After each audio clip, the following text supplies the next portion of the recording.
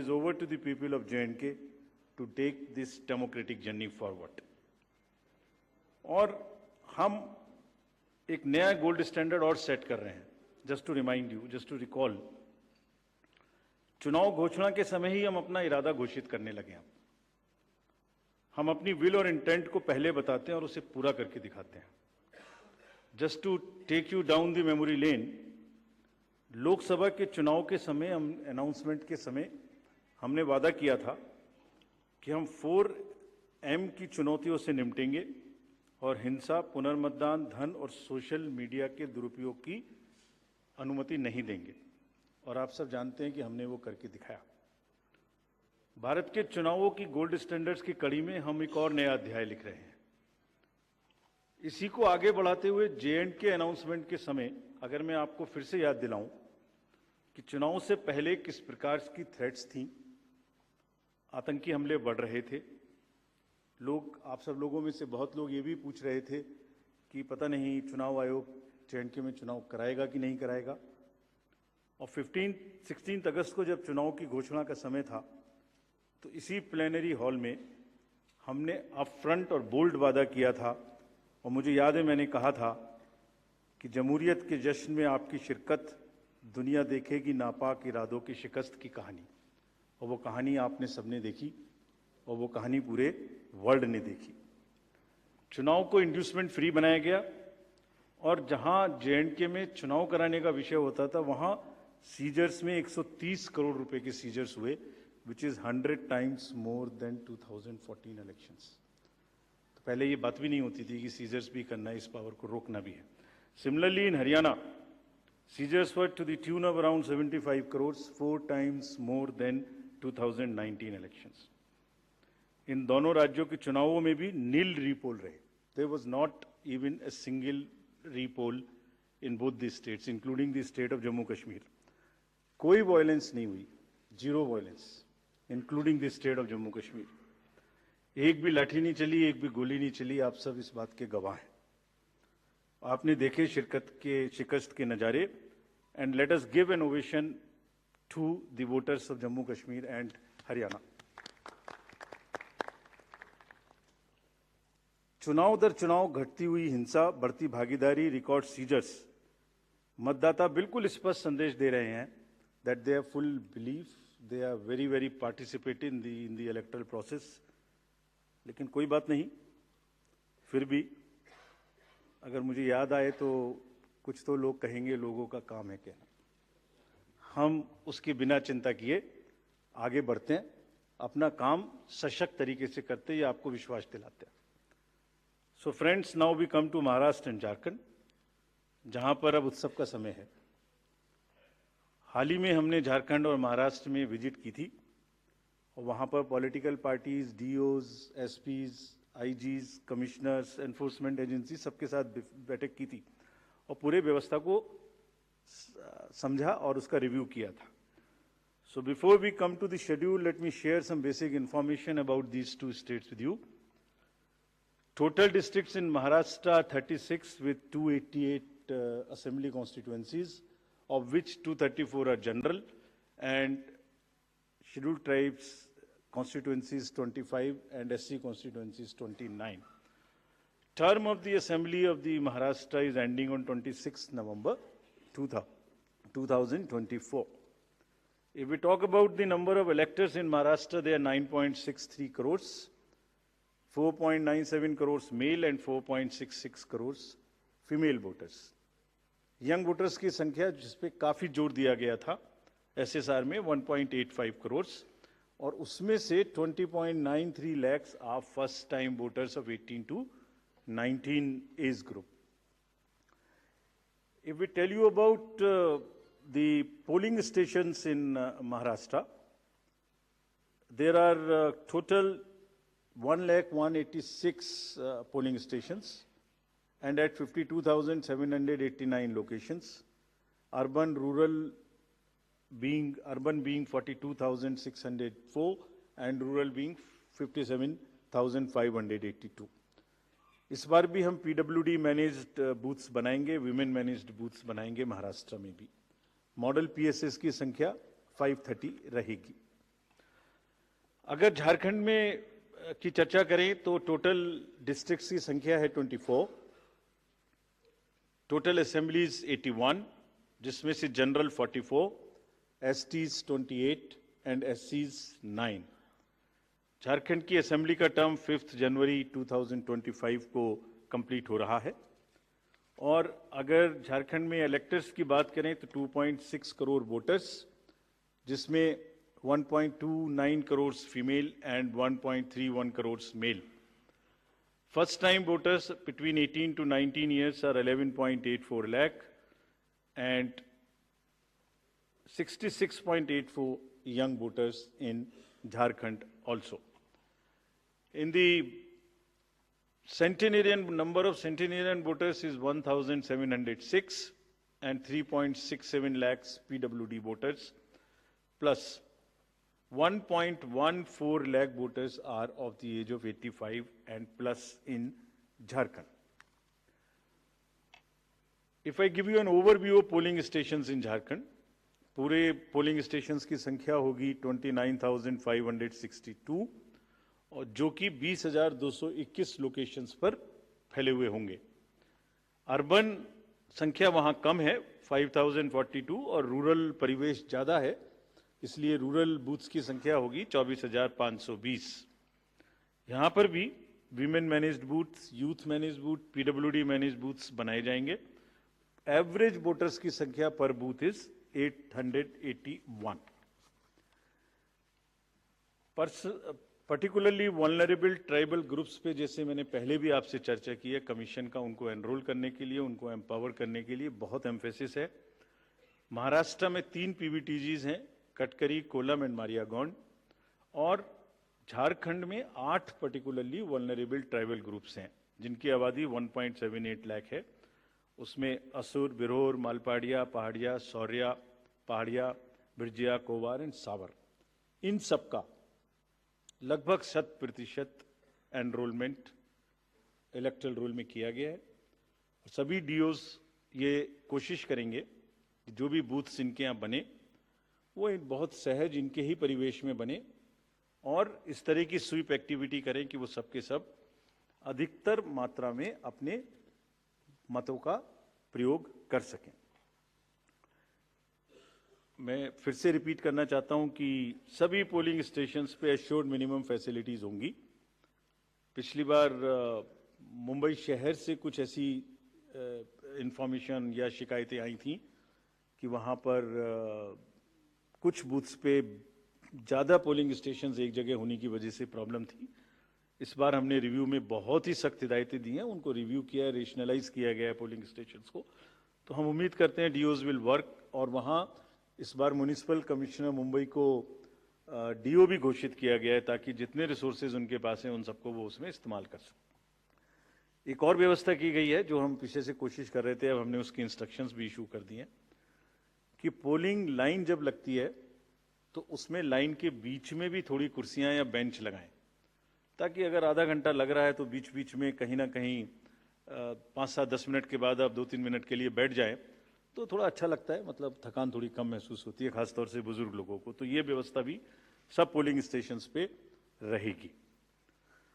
Friends, if I come to the next ease of voting for senior citizens PWDs, this will be followed. You have all the experience of the pan-India coverage of facilities for the persons with disabilities and senior citizens. Her senior citizen जो 85 years से ऊपर हैं, उनको घर से vote देने की सुविधा उपलब्ध रहेगी। फॉर्म 12D वितरित किए जाएंगे सबको, और जो भी उसको भर के देते हैं उनके पास में हमारी टीम वोट लेने जाएगी और जाने के समय में सभी कैंडिडेट्स को लिखित में उस रूट चार्ट का और उस जगह की सूचना देगी ताकि वो साथ में एकम्पनी कर सकें और उनको ऐसा महसूस ना हो कि किसी के घर पर किसी ने प्राइवेसी ऑफ द वोट को नहीं मेंटेन किया। They are entitled, they are welcome to participate and go along with the polling parties to the houses of the senior citizens and PWDs। और पूरी जो व्यवस्था है उसकी videography of course goes without saying will be done so that there is a foolproof record. वैसे भी पूरे चुनाव में आप जानते हैं कि कोई भी प्रक्रिया ऐसी नहीं है जिसमें वीडियोग्राफी ना होती हो, जिसका रिकॉर्ड ना रखा हो, सो दैट जहाँ पर कैंडिडेट्स पार्टिसिपेट ना करते हो और जहाँ पर वीडियोग्राफी ना होती हो. So every process of this can always be checked and seen. जैसे जैसे क्रिकेट में एक्शन रिप्ले होता है, तो अगर वहाँ गेम के समय एक्शन रिप्ले नहीं हो सकता, तो बाद में हर जगह हर प्रोसेस की वीडियोग्राफी को देखा जा सकता है. इसी प्रकार से जो नेक्स्ट अगर मैं आपको बताऊं तो जो टेक्नोलॉजी है उसका हम फिर से बहुत यूज़ करेंगे. वोटर हेल्पलाइन ऐप में सभी वोटर्स अपनी सारी डिटेल्स देख सकते हैं. वो कहाँ मतदाता सूची में कहाँ नाम है, कहाँ फैमिली टुगेदर है, कहाँ उनको पोलिंग स्टेशन है, वो सब चीज़ देख सकते हैं. CVIGIL of course we have been very enthused. जैसे लास्ट पार्लियामेंट्री इलेक्शन में हमारे 10,000 करोड़ के सीजर्स हुए, जैसे मैंने अभी बताया J&K एंड हरियाणा में भी रिकॉर्ड सीजर हुए. We are sure that in Jharkhand and Maharashtra also the voters the enlightened voters will inform us on C-Vigil about any malpractice which they notice in their area, and we will reach there in 90 minutes to handle it. सभी candidates जिनकी criminal background है उन्हें अपनी सूचना देनी पड़ेगी 3 बार papers में, और सभी voters as a matter of right can see on our app which is KYC Know Your Candidate. हमने जो मीटिंग्स, मैं आपको सिर्फ सारांश में ये बताना चाहता हूँ कि जो मीटिंग्स हमने झारखंड और महाराष्ट्र में की, तो डीओज स्टेट एजेंसीज को बहुत ही सख्त हिदायतें दी हैं. मतलब बहुत ही सख्त मीन्स बहुत ही सख्त कि वो हर तरीके से फ्री एंड फेयर इलेक्शंस कराएंगे, हर तरीके से लेवल प्लेइंग फील्ड को एस्टेब्लिश करेंगे. उनको ये स्पष्ट बताया गया है कि किसी भी पदाधिकारी के विरुद्ध अगर ऐसी सूचना आती है और ये प्रमाणित होता है कि उन्होंने कोई भी कार्य ऐसा किया जिससे लेवल प्लेइंग फील्ड डिस्टर्ब होती है, एक पार्टी को पक्ष एक पार्टी को नुकसान, तो very stern action will be taken against them. This has been very very clearly told to everyone. किसी भी तरीके का प्रलोभन, वही 4 M's जो पहले हमने बात की थी, मनी का डिस्ट्रीब्यूशन, फ्रीबीज का डिस्ट्रीब्यूशन, शराब का डिस्ट्रीब्यूशन, ड्रग्स का distribution will all be under strict watch. All airports, all landings of the aircrafts in the field will all be checked. There would be extensive polling the check post on the borders of the interstate for checking interstate movement. और कहीं से भी multi disciplinary teams वहाँ बनाने के लिए कहा गया है, यानी जिसमें एक्साइज भी होगा, पुलिस भी होगी, जीएसटी भी होगी, ट्रांसपोर्ट के भी लोग होंगे, ताकि वो 24/7 उनकी चेकिंग कर सकें. और साथ में ये भी हिदायत दी गई है कि चेकिंग का मतलब ये नहीं है कि कॉमन सिटीजन को कोई भी हैरेसमेंट होना चाहिए. That precaution must very very carefully be taken about all of them. सभी पोलिंग स्टेशंस 2 किलोमीटर के अंदर हों. किसी भी कंट्रोल रूम्स की स्थापना होगी हर डिस्ट्रिक्ट में, so that they can handle the social media narratives if there is anything which is wrongly being conveyed. ये सब का सब वहाँ पर निश्चित रूप से व्यवस्था होगी. सारांश में, if I summarise everything before coming to schedule, I would like to say that चुनाव लोकतंत्र का ऐसा त्यौहार है और ऐसा उत्सव और पर्व है जिसमें सभी वोटर्स की भागीदारी बिल्कुल आवश्यक है, वांछनीय है, आवश्यक है, रिक्वेस्टेड है.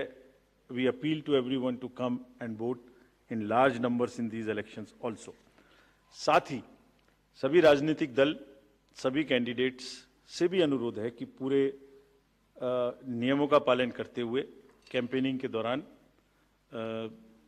निर्भय होकर कैंपेनिंग करें. लेवल प्लेइंग फील्ड एस्टेब्लिश करना हमारा काम है, लेकिन उसको वायलेट ना हो, उसमें कोई एक्सेसेस ना हो, ये उनका भी काम है. Now I come to the schedule for Maharashtra. This will be in single phase. The notifications, date of notifications are in front of you. 22nd October would be date of notification. Last date of making nomination would be 29th October. Scrutiny on 30th October. And last date for withdrawal 4th. And date of poll in Maharashtra would be 20th 11. Counting would be on 23rd 11/24. And you will notice that date of poll is Wednesday. This is deliberately, which lot of scheduling, whatever goes into scheduling, we have tried that it is midday so that issue of urban apathy is handled. And in case of urban apathy, we are really very concerned. We want to make appeal through you to all our esteemed voters in the urban areas to please come and vote. It's not a healthy trend which is reflected. If I give you a brief of what is happening across the elections in the urban apathy, we will share this slide with you. If you look at various states, you look at Gurgaon, you look at Faridabad recently. Last elections, you look at Jubilee Hills, Hyderabad. You look at Bangalore South. You look at Gujarat, Gandhigram, Kolaba, Mumbai City, Pune, Thane, all are much below the state averages of each state. We will be conducting a special meeting of the municipal commissioners and DOs within a week's time to appeal again to do whatever we can do to motivate the voters in the urban areas, but the trends are really not good. If I show you the Lok Sabha, that was the Lok Sabha. If I show you legislative assemblies, see the lowest. The Kolaba was just 40%.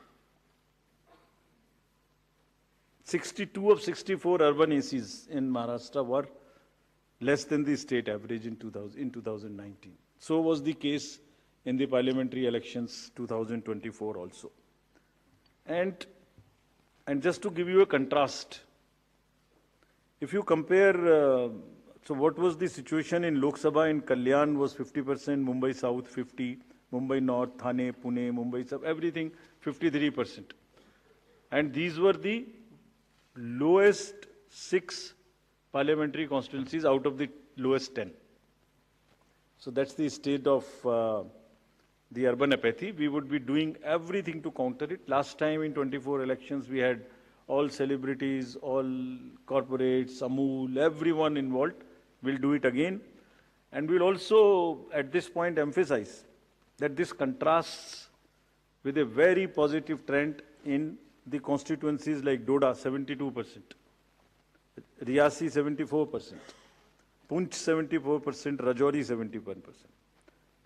If they can go 70 plus, Kolaba can also go 40 plus. In 24 Lok Sabha elections, Bastar was 68%, 69%. Gadchiroli, Manipur, states after state, tough areas.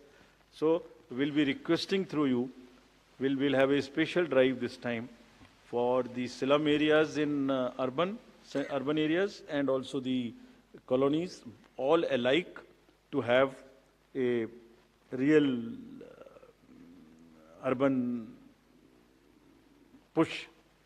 I do not want to name a specific thing, but there are booths in the recently held elections, and they are the poshest places where voting has been around 20%. So again, we will be doing a lot of work on this to do whatever we can do to attract the urban voters. Now, friends, coming to Jharkhand. Jharkhand एक बहुत ही समृद्ध state है, बहुत ही उसकी विरासत है, और वहाँ पर हम फिर से अपील करेंगे कि सब वोटर्स अधिक से अधिक मात्रा में वोट दें. Schedule would be like this. Jharkhand would be in 2 phases. The date of poll, first phase would be on, date of poll would be on 13th November, and the second phase would be along with Maharashtra on 20th November. So the date of issue of notification for Jharkhand phase 1 would be 18th, and for phase 2 would be 22nd, along with Maharashtra. Nominations for phase 1 would be till 25th of October, and for phase 2, 29th. This slide we will share with everyone. and date of poll would be 13th November and 20th November, both Wednesdays. And date of counting would be 23rd 11, that is Saturday. With this, we end our presentation with the request that through you, that all the voters of Jharkhand and Maharashtra कृपया बाहर आइए, कृपया vote करिए। लोकतंत्र के उत्सव में आपकी भागीदारी कि हम बहुत ही रिक्वेस्ट करते हैं, अपील करते हैं आपसे। Thank you very much. So by elections. So we will come back. We'll come back. So, Okay. Sorry. By elections also. By elections. We have 48 ACs and 2 PCs in 15 states. They will also undergo the elections this time. All the 48 ACs and 2 PCs, the schedule would be like this. All the except 1 AC and 1 PC, where because of the festivities in some region, all 47 ACs and 1 PC of Kerala would undergo the election along with the phase 1 of Jharkhand.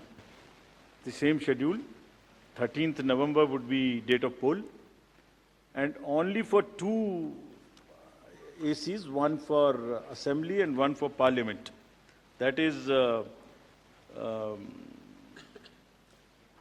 Kedarnath in Uttarakhand, because on 12th there is gazetted holiday and dispersal of the parties takes place on that day. Therefore, it is on 20th.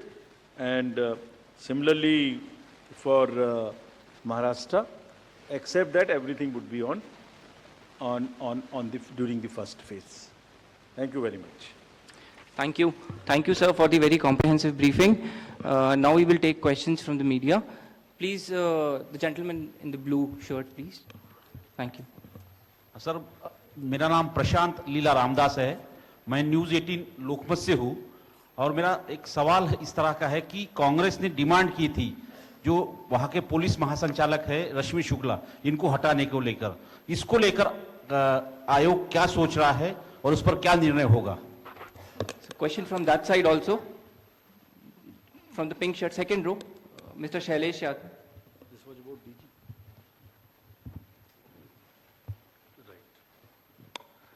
Sir अभी sir मैं Shailesh Yadav ANI से।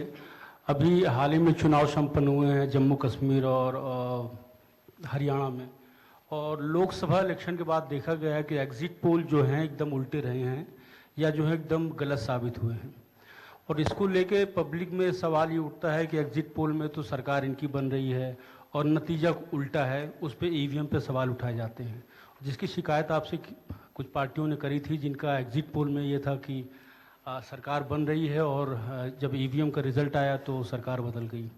तो इस तरह के exit poll को लेके आपका क्या कहना है, क्योंकि सवाल जब उठते हैं तो आपकी तरफ से जो है बाहर नहीं आता है कि क्या इलेक्शन कमीशन सोच रहा है इस पे? Last row, madam was raising the hand. Please. Yes. So just wanted a clarification for the assembly constituencies and parliamentary constituency by polls. So it's Wayanad and Nanded, the 2 parliamentary constituencies voting, right? Yes. Yes. There is a EP. There is a EP pending. Yeah. Gentleman in the, yes, please. Sir I am Sandeep Rajgolkar from TV9 Marathi.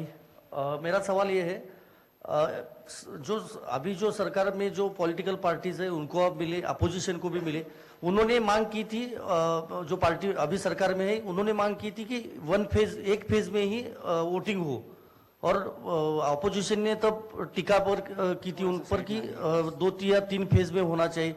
तो उनकी मांग थी इसलिए किया क्योंकि छोटा हो के भी झारखंड में वहां पे 2 फेज है और महाराष्ट्र में 1 ही फेज है।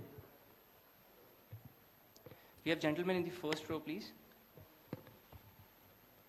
Good evening sir. सामने सर। मोहित दुबे न्यूज नेशन से हूं सर। मेरा सवाल ये है कि EVM को लेके पहले भी आपने बयान दिया है, लेकिन एक बार फिर से EVM को लेके शिकायतें विपक्षी दलों ने हरियाणा को लेके की है, बैटरी को लेके शिकायत की गई है। तो तो आप हमेशा ये कहते रहे कि निष्पक्षता के साथ हम चुनाव करवाते रहे, तो ऐसे लोगों को आप क्या जवाब देंगे, ऐसे लोगों को आप क्या कहेंगे जो ईवीएम को लेके आपसे शिकायत करते हैं और इस बार बैटरी को लेके शिकायत की गई है? तो पहले इतने प्रश्न जवाब दे देता हूँ। पहला प्रश्न था डीजी महाराष्ट्र के बारे में। सो DG's appointment in any state is governed by the procedure where the name of the senior most officers are sent to the UPSC. UPSC selects the person, and there is a Honorable Supreme Court decision on this in Prakash Singh's case. The entire issue of this will be handled as per the legal pronouncements governing the subject. This name has been cleared by UPSC, but however, exactly what has been dictated, what has been ordered in this Honorable Supreme Court's order, this case will be handled according to that. Somebody asked about 2 phases in Jharkhand and 1 phase in Maharashtra. Do you remember how many phases were in Jharkhand last time? 5. And now you are asking about 2 also. There are factors in Jharkhand which are about the Naxal areas and others. There are concerns, therefore there are 2, and Maharashtra was 1, which is 1. Exit polls. Actually, I didn't want to touch this subject, but since you are asking.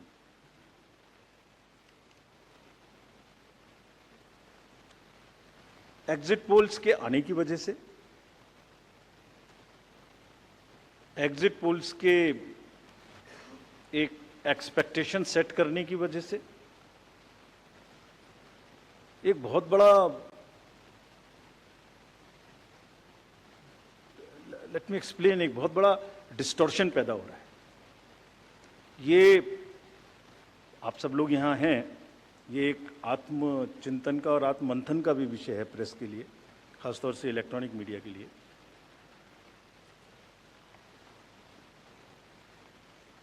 पिछले कुछ election से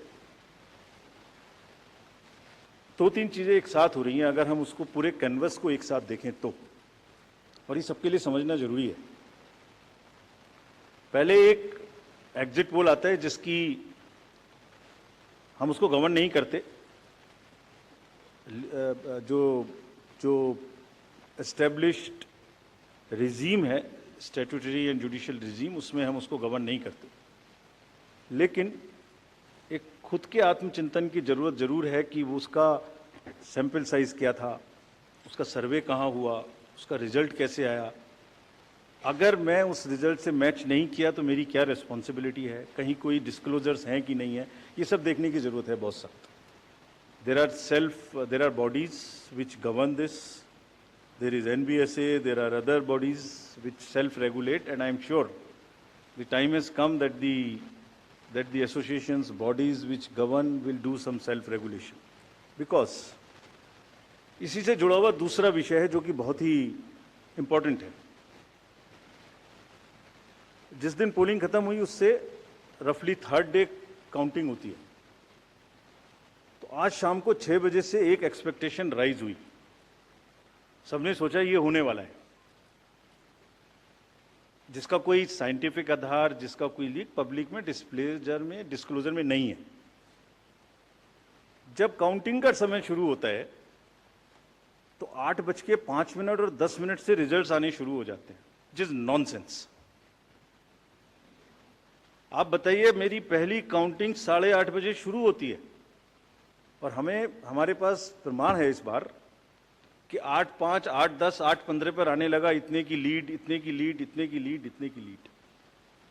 ऐसा तो नहीं है, I am just posing question, we are not gone into this, but ऐसा तो नहीं है कि एग्जिट पोल को जस्टिफाई करने के लिए वो शुरू में ट्रेंड्स आ गए कि हमने तो ऐसा कहा था, वैसे ही ट्रेंड हो रहा है, बाद में जो होगा वो होगा। और अचानक से पहला रिजल्ट एक राउंड का 8:30 बजे जब काउंटिंग शुरू हो रही है तो 9 बजने में 10 मिनट, 9 बजने में 5 मिनट से पहले 20 मिनट भी लगेंगे एक राउंड में, तो आ ही नहीं सकता।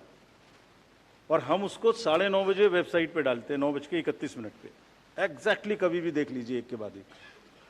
9:30 पे हम उसको अपनी वेबसाइट पे डालते हैं, फिर 11:30 पे डालते हैं, फिर 1:30 पे डालते हैं। चलिए, आपके कोई कॉरेस्पॉन्डेंट वहाँ मौजूद थे, उन्होंने पहले बता दिया। प्रोसेस काउंटिंग में रिजल्ट को स्क्रीन पे दिखाना पड़ता है, एजेंट के साइन लेने पड़ते हैं, ऑब्जर्वर से जस्टिफाई कराना पड़ता है, तो ऑफिशियल साइट पे आने में आधा घंटा लग सकता है। लेकिन 9 बजे से 9 बजने में 10 मिनट से पहले कैसे आते हैं? और उससे क्या होता है, एक तो एक्सपेक्टेशन है एग्जिट पोल्स की, उसके बाद 8:45 बजे तक मैंने दिखा दिया उसी के मापदंड से कि वो लीड कर रहे हैं लोग। तो वास्तविक रूप से जब वो एक्चुअल रिजल्ट्स आने शुरू होते हैं तो एक मिसमैच होता है, and that mismatch is also giving this can lead to serious issues sometimes. Even the gap between expectation and achievement is nothing but frustration. So ये एक विषय ऐसा है जिस पर हम तो नहीं, हमारे हाथ बंधे हुए हैं, लेकिन एक कुछ ना कुछ मंथन की, कुछ ना कुछ, एंड आई एम श्योर जब जब इस देश में, जब जब कंट्री में इस तरीके की जरूरत होती है तो एक सेल्फ करेक्शन हो जाता है। तो सभी रिस्पॉन्सिबल लोग इसका सेल्फ करेक्शन जरूर करेंगे, I am sure about it. EVM के बारे में आपने फिर से पूछा।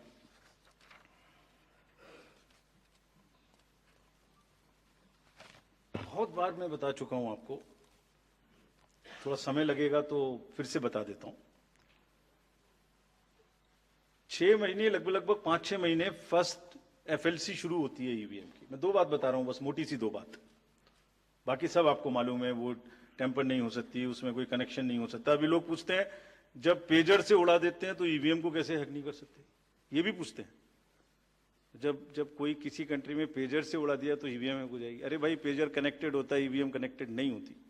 एनीवे, 2 बात मोटी मैं आपको बताता हूं, बहुत मोटी।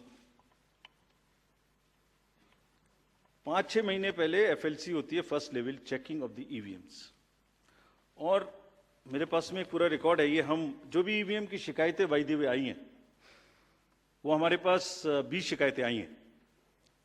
हर 20 शिकायत का हम इंडिविजुअल जवाब देंगे, फैक्ट बाय फैक्ट। तो इसमें कोई डाउट नहीं है। We will convey to each candidate to assure, this is our duty.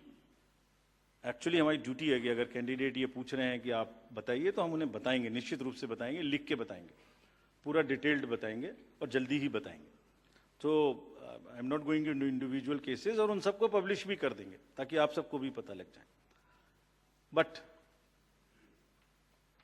First level checking, randomisation, second randomisation, storage में रखना, स्टोरेज से बाहर निकालना, कमीशनिंग करना, कमीशनिंग के बाद वापिस स्टोरेज में रखना, फिर उसको पोलिंग डिस्पर्सल के दिन ले जाना, फिर उसको बूथ पे पहुंचाना, बूथ पे पूरा दिन वोटिंग कराना, फिर सील करना, फिर वापस स्टोरेज में रखना, फिर काउंटिंग के दिन निकालना, फिर पूरे दिन दिखाना। इसमें हर समय पर पॉलिटिकल पार्टी या उस कैंडिडेट या उसका एजेंट मौजूद रहते हैं। जब मशीन में कमीशनिंग होती है उस दिन उसमें बैटरी डाली जाती है। पहले आया था, पहले और बहुत सारी चीजें आई थी कि वो हैक हो सकती है, उसका वोट इधर डाला तो इधर जा सकता है, कुछ हो सकता है। ये पहली बार आया। अब हम ये भी सोच रहे हैं कि इससे अगला क्या आएगा, हम नहीं समझ पा रहे इससे अगला क्या आएगा, बट लगता है अगला भी कुछ आएगा, रुकेगा नहीं। मतलब कितनी बार। एनीवे, कमीशनिंग बहुत जरूरी है समझना। वोटिंग से करीब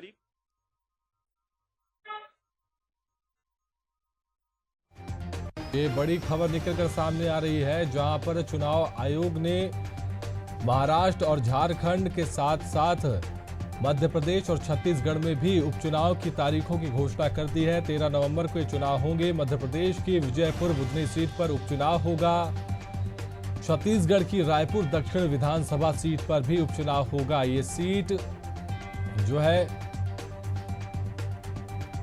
सांसद बृजमोहन अग्रवाल के पास थी, उनके बाद उन्होंने सांसदी का चुनाव लड़ा, जिसके बाद वो सीट खाली हो गई। 47 विधानसभा सीटों पर उपचुनाव की तारीखों का ऐलान हो गया है। 13 नवंबर को ये मतदान होगा। ये बड़ी खबर निकलकर सामने आ रही है। चुनाव आयोग ने स्पष्ट कर दिया है कि कब जो है चुनाव होंगे और कब मतगणना होगी, तो सब कुछ यहाँ पर साफ हो गया है। इसी खबर पर ज्यादा जानकारी के साथ हमारी संवाददाता मोनिका दुबे जुड़ चुकी हैं। जी मोनिका, चुनाव आयोग ने तारीखों का ऐलान कर दिया है। मध्य प्रदेश और छत्तीसगढ़ में भी उपचुनाव होने हैं। वहीं झारखंड की भी बात की जाए तो वहां विधानसभा चुनाव होने हैं, महाराष्ट्र में विधानसभा चुनाव होने हैं। और क्या कुछ इस पे जानकारी आपके पास है, बताएं। जी बिल्कुल, देखिए लंबे समय से जिस चीज को लेकर इंतजार था, यानी कि बृजमोहन अग्रवाल की सीट जैसे ही खाली हुई, कई राजनीतिक समीकरण जो है वह लगाए जा रहे थे, कई कवायद लगाए जा रहे थे कि आखिर भारतीय जनता पार्टी बृजमोहन अग्रवाल की सीट से आने वाले समय में किसे मौका देगी। और इसे लेकर लगातार जहां एक और पार्टी भी टकटकी लगाए बैठी थी, जहां एक और विपक्ष भी इसमें लेकर लगातार टकटकी लगाए बैठा था, लगातार इसे लेकर जो एक लोगों का जो एक इंतजार था वो अब कहीं न कहीं खत्म होता नजर आ रहा है, क्योंकि चुनाव के जो तारीखों का ऐलान कर दिया है और चुनाव आयोग के प्रेस कॉन्फ्रेंस में अनेक राज्यों के लिए जो उपचुनाव को लेकर जो तारीखों का ऐलान है वह कर दिया गया है। छत्तीसगढ़ की भी अगर बात की जाए तो यहाँ पर क्योंकि जिस तरीके से यहाँ पर जब लोकसभा का चुनाव हुआ तो बृजमोहन अग्रवाल जो है, जो 8 बार के यहाँ विधायक रहे हैं, उन्हें सांसद बनाया गया। यानी कि जैसे ही वो सांसद बने तो बृजमोहन अग्रवाल की सीट यानी कि रायपुर दक्षिण की जो सीट है वह पूरी तरीके से खाली हुई। और खाली होने के बाद लगातार उस पर कवायद लगाए जा रहे थे कि भारतीय जनता पार्टी आखिर किसे जो है वह मौका देगी। और अब जहां एक और नामों को लेकर भी जहां एक और कवायद लगाए जा रहे हैं, नामों को लेकर भी जो समीकरण है वह तेज होते हुए नजर आ रहे हैं, वहीं दूसरी तरफ चुनाव के जो तारीख का ऐलान जो है वह हो गया है। और चुनाव के तारीख के ऐलान के साथ साथ अब ये एक महत्वपूर्ण बात है कि आखिर कौन जो रहेगा, जो बृजमोहन अग्रवाल के सीट से चुनाव लड़ेगा। छत्तीसगढ़ का सबसे हॉट टॉपिक अगर कहा जाए तो यही है कि बृजमोहन अग्रवाल की सीट पर आखिर किसे मौका दिया जाएगा जो इस पर चुनाव लड़ेगा। हालांकि इसे लेकर जो बैठक है वो भी रखी गई, कल देर रात तक लेकर इसे लेकर जो है वह बैठक हुई कि कल से पहले भी जो है कई बार इसे लेकर बैठक हुई। और बैठक में जो 6 नाम है बीजेपी के जो दिग्गज नेता माने जाते हैं उसमें 6 नाम जो है सबसे आगे चल रहे हैं, जिसमें नंदन जैन, केदार गुप्ता, संजय श्रीवास्तव, पूर्व सांसद जो है सुनील सोनी, नेता प्रतिपक्ष मीनल चौबे समेत कई जो नाम है, जो 6 नाम है, उनके नाम जो है वह इस लिस्ट में सामने आए। और इसी बीच में एक जो खबर भी है वो सामने आती हुई नजर आ रही है कि 3 नाम जो है उन्हें फाइनल करके आगे जो हाईकमान है उनके पास भेज दिया गया है। यानी कि 3 नाम जो है, इन 3 नामों में से किसी एक नाम पर जल्द ही बीजेपी जो है मुहर लगाएगी कि आखिर भारतीय जनता पार्टी बृजमोहन अग्रवाल की सीट पर इन 6 में से जो 3 नाम सेलेक्ट किए गए हैं उनमें से किसे बीजेपी चुनाव लड़वाती है। हालांकि विपक्ष की भी अगर बात की जाए तो चुनाव तारीख के ऐलान के बाद अब विपक्ष की भी जो भूमिका है वह सक्रिय नजर आएंगी, क्योंकि उसमें जिस तरीके से जब बृजमोहन अग्रवाल ने इस सीट पर चुनाव लड़ा था तो कई जो दिग्गज नेता जो हैं कांग्रेस के वो मैदान में उतरते हुए नजर आए थे। युवा चेहरों को भी मौका देने की बात जो है वह कांग्रेस ने कही थी। और कहीं न कहीं अब जो बात सामने आती है दोनों राजनीतिक पार्टियों की वो है जातिगत और क्षेत्रीय समीकरण, यानी कि भोपाल से हमारे संवाददाता रवि साहू भी जुड़े हुए हैं। जी रवि, क्या कुछ वहां पर, क्योंकि स्थिति साफ हो गई है, क्योंकि चुनाव आयोग ने प्रेस कॉन्फ्रेंस कर दी है और ये स्पष्ट हो गया है कि कब चुनाव होने हैं। वही बुधनी जो हॉट सीट मानी जाती है, शिवराज सिंह चौहान उस सीट से लड़ते थे, परंपरागत सीट भाजपा की रही है और लगातार बीजेपी वहां से जीतती भी आई है। अब किस तरह से देखा जाना चाहिए, क्योंकि अब जो वहां पर का जो सियासी समीकरण बैठता है क्या कुछ कहता है और क्या कुछ आपके पास भी जानकारी है, बताएं। देखिए, मध्य प्रदेश में जो है 2 सीटों पर उपचुनाव होना है, बुधनी और विजयपुर, और ये दोनों सीटें काफी हाई प्रोफाइल है। एक शिवराज सिंह चौहान के जो है सांसद बनने के बाद ये सीट खाली हो गई थी, विधानसभा सीट उन्होंने खाली कर दी। और एक रामनिवास रावत जो कि वन मंत्री हैं विजयपुर से, उन्होंने जो है इस्तीफा सौंप दिया था, उसके बाद उनको भारतीय जनता पार्टी ने वन मंत्री बनाया है और इस सीट से उनकी दावेदारी पक्की है, वे चुनाव लड़ेंगे। और बुधनी सीट पर फिलहाल मंथन चल रहा है। शिवराज सिंह चौहान के बेटे कार्तिकेय सिंह का नाम जो है इस लिस्ट में शामिल है। साथ ही भारतीय जनता पार्टी के नेता रमाकांत का भी जो है नाम बुधनी सीट से जो है चल रहा है। चुनाव आयोग ने जो है आज उपचुनाव की घोषणा कर दी। जैसे ही घोषणा हुई है, भारतीय जनता पार्टी और कांग्रेस दोनों दल जो है पूर्ण रूप से पहले से सक्रिय थे, अब और ज्यादा सक्रिय दिखाई देंगे। कांग्रेस जहां लगातार जो है विजयपुर सीट पर जो है मंथन कर रही है कि आखिर कांग्रेस से वहां पर किसको चुनावी संभर में उतारा जाए, क्योंकि पहले रामनिवास रावत जो कि कांग्रेस के टिकट पर चुनाव लड़ते थे और लगातार जीतते आ रहे थे, अब वे भारतीय जनता पार्टी में आ गए हैं।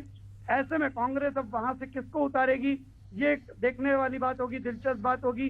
वही बुधनी सीट पर शिवराज सिंह चौहान का दबदबा रहा है, वहां पर अब भारतीय जनता पार्टी पूरा मंथन कर रही है, तो वहीं कांग्रेस भी बुधनी सीट पर लगातार मंथन कर रही है और एक दमदार प्रत्याशी उतारने की कवायद भी जो है दोनों पार्टियां कर रही हैं।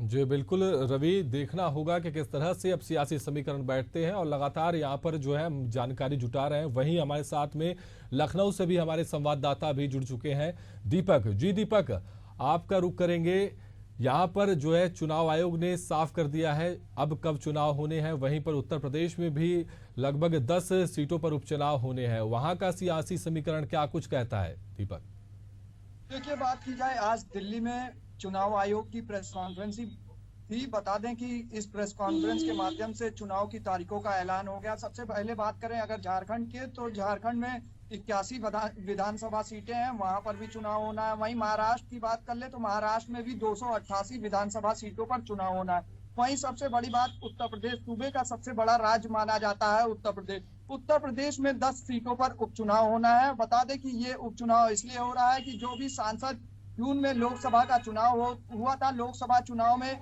कई ऐसे विधायक थे जो सांसद बन चुके हों। सबसे बड़ी बात यह है कि अंबेडकर नगर के कटहरी विधानसभा की बात करें या अयोध्या सबसे जो हॉट सीट है अयोध्या के मिल्कीपुर विधानसभा की बात करें, तो अवधेश प्रसाद जो अयोध्या के सांसद बन चुके हैं, तो उनकी सीट अब रिक्त है। तो ऐसे में कहीं ना कहीं उपचुनाव कराना था। इसको लेकर अब निश्चित तौर से चुनाव की तारीखों का ऐलान हो गया है। बता दें कि उत्तर प्रदेश में 10 सीटों पर 13 नवंबर को चुनाव होगा और उसके बाद नतीजे की बात करें तो 23 नवंबर को नतीजे आएंगे। इसके साथ बता दें भारतीय जनता पार्टी की तो लगभग लगातार कहीं ना कहीं बैठकों का दौर चल रहा था, अब बैठकें भी समाप्त हो चुकी हैं और आला कमान तक नाम भी भेजे जा चुके हैं।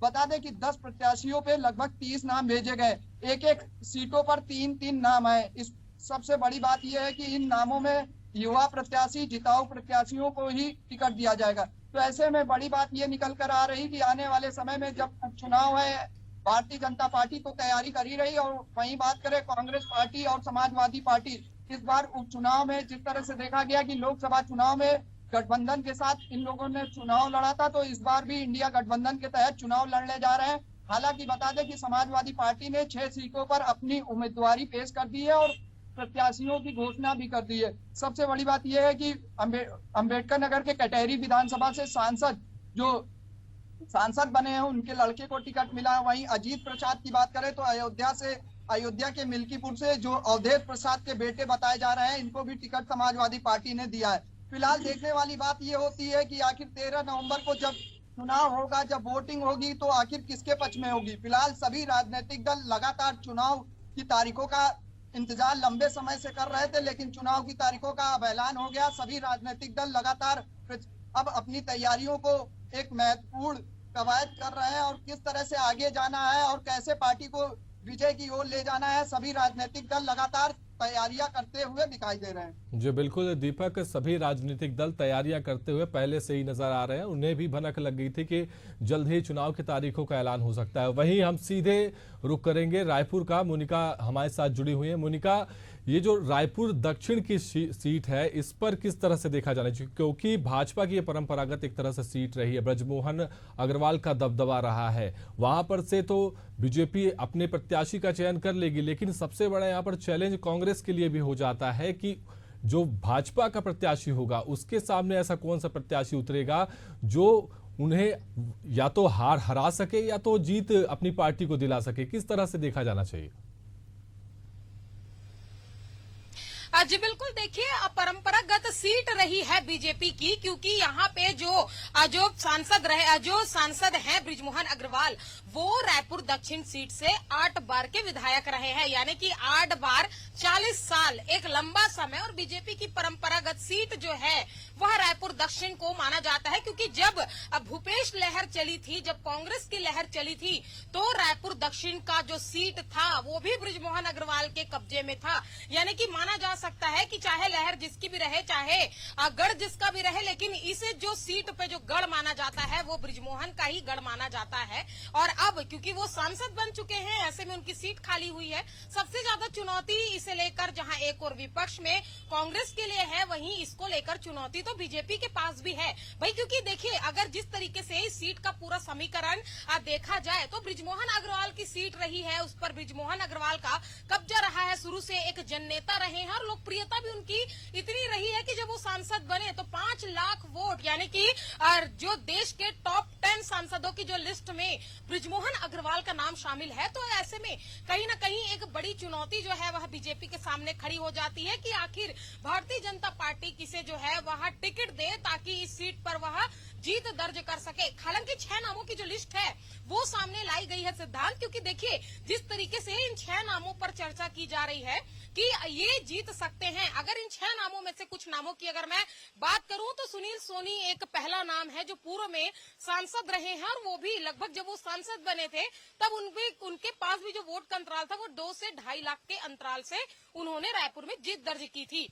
और अगर कहीं ना कहीं बीजेपी का अगर अपना डैमेज कंट्रोल करती हुई नजर आती है, क्योंकि सांसद सुनील सोनी के जगह पे बृजमोहन अग्रवाल को टिकट दिया गया, तो इस तौर पे अगर देखा जाए तो रायपुर दक्षिण में पहला नाम पूर्व सांसद सुनील सोनी का चल पड़ता है। दूसरी बात करूं संजय श्रीवास्तव, यानी कि भारतीय जनता पार्टी के प्रदेश महामंत्री और कद्दावर नेता भी माने जाते हैं आसपास के क्षेत्र में, और आज जो विधानसभा क्षेत्र में उनका जो दबदबा भी है, एक जन नेता के तौर पर भी जाने जाते हैं। ठीक उसी प्रकार मीनल चौबे की अगर बात की जाए तो नगर निगम में उपनेता जो नेता प्रतिपक्ष के पद पर वो हैं।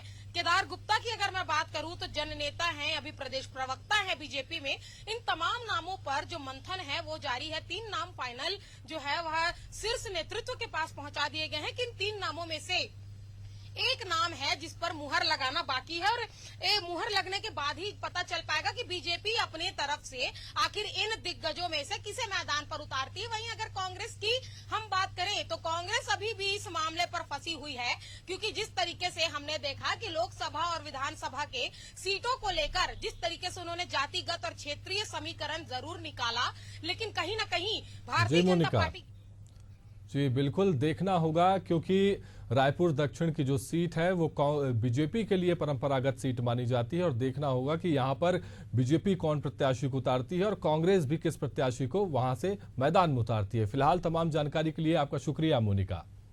तो लगातार ये जो है यहाँ पर हम आपको खबर दिखा रहे हैं, बता रहे हैं कि जो है वोटों की जो गिनती भी है कब होगी और वोटिंग कब की जाएगी, तो ये सारी जानकारी हम आपको बता रहे हैं, क्योंकि विजयपुर बुधनी सीट पर भी उपचुनाव होना है। मध्य प्रदेश की ये 2 सीटें हैं जिस पर उपचुनाव होना है। विधानसभा की ये सीटें बेहद अहम हो जाती हैं, क्योंकि बुधनी से जो परंपरागत सीट एक तरह से मानी जाती है, अभेद्य किला जिसको बुधनी बोला जाता है, शिवराज सिंह चौहान की थी, जहां पर